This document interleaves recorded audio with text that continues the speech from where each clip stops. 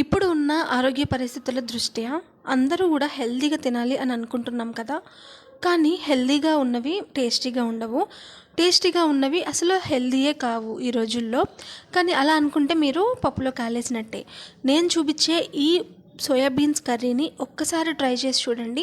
టేస్ట్కి taste and అలాగే హెల్త్కి హెల్త్ కూడా మనకి చాలా బాగుంటుంది. దీన్ని మనం రోటీస్లోకి, చపాతీస్లోకి అండ్ అలాగే రైస్లో కూడా తినచ్చు. సో ఆలస్యం లేకుండా ప్రాసెస్లోకి వెళ్ళిపోదామా. స్టవ్ పైన ఒక కడాయిని పెట్టుకుని అందులోకి ఒక 2 స్పూన్లు ఆయిల్ వేసుకున్నాను. అది కొద్దిగా హీట్ ఎక్కిన తర్వాత అందులోకి 1 స్పూన్ జీలకర్ర అండ్ అలాగే కొద్దిగా దాల్చిన చెక్క అండ్ అలాగే ఒక బిర్యానీ పువ్వు కూడా వేసుకొని కొద్దిగా వేయించుకున్నాను. ఆ తర్వాత ఇందులోకి చిన్న ముక్కలుగా కట్ చేసుకున్న ఉల్లిపాయని ఒకదాన్ని తీసుకొని ఇందులోకి వేసుకోవాలి. ఇది కొంచెం కలర్ చేంజ్ అయ్యేంత వరకు మనం వేయించుకోవాలి. ఇలా వేగిపోయిన తర్వాత సన్నగా కట్ చేసుకున్న పచ్చిమిర్చి ముక్కల్ని కూడా వేసుకోవాలి. ఇలా సన్నగా కట్ చేసుకున్నాం అనుకోండి, ఈజీగా తినేయచ్చు. మనకి పంటి కింద కూడా ఎక్కువ కారంగా పడవు. ఆ తర్వాత 1 స్పూను దంచుకుని అప్పటికప్పుడే ఫ్రెష్గా దంచుకున్నానండి. ఇలా అల్లం వెల్లుల్లి పేస్ట్ అనేది ఇందులోకి వేసుకుని పచ్చివాసన పోయేంత వరకు వేయించుకోవాలి. ఇలా వేగిపోయిన తర్వాత ఒక పండిపోయిన టమాటాని 2 తీసుకున్నాను. ఇలా ప్యూరీలాగా అయితే చేసేసుకుని కడాయిలోకి వేసుకున్నాను. దీన్ని కొంచెం దగ్గర పడి థిక్ కన్సిస్టెన్సీ వచ్చి పచ్చివాసన పోయేంత వరకు ఇలా కలుపుకుంటూ ఉండాలి. ఇక్కడ చూస్తున్నారా, మనకి బాగా థిక్గా అయితే మనకి వచ్చేసింది.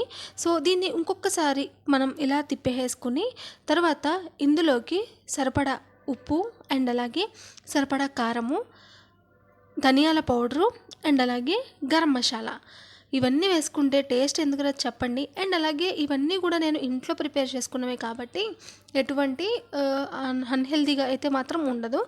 సో ఇప్పుడు ఇవన్నీ కూడా బాగా మిక్స్ అయ్యేటట్టు మిక్స్ చేసేసుకోవాలి. కలర్ చూసారా ఎంత టెంప్టింగ్గా ఉందో. ఇప్పుడు నేను రాత్రంతా నానబెట్టుకున్న సోయా బీన్స్ని తీసుకున్నాను.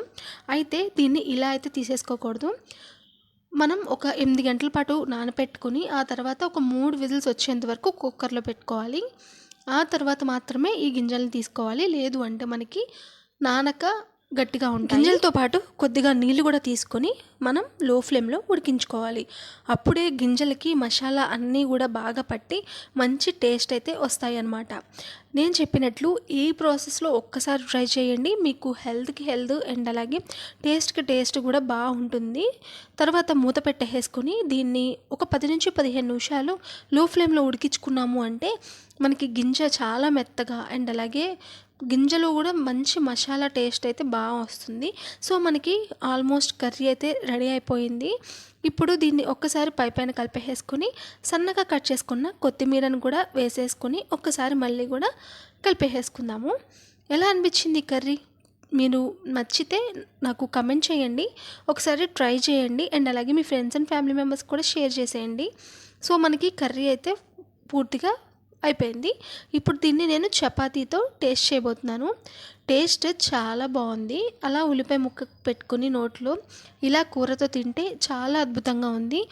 ఈ సోయాబీన్స్ కూడా మనకి చాలా హెల్తీ కాబట్టి ట్రై చేయండి.